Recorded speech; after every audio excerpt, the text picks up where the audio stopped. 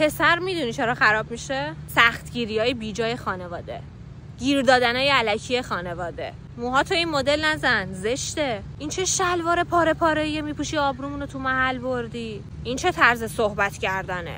انقدر رفیق بازی نکن، آبرومون جلوی عموتینا و عمتینا رفت. بس دیگه، چی میخوای از اون بچه؟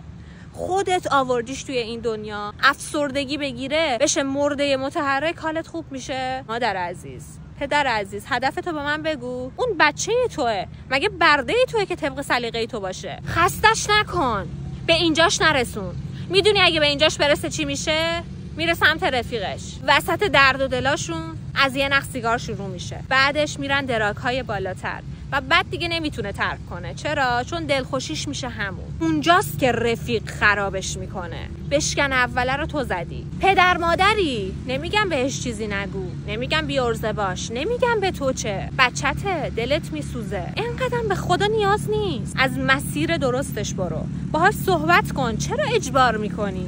ماشینشو میگیری؟ گوشیشو میگیری؟ از ارث محرومش میکنی؟ چرا؟ چون کاری که تو خواستی و نکرد. به همین سادگی دیگه بچه خوب تو نیست.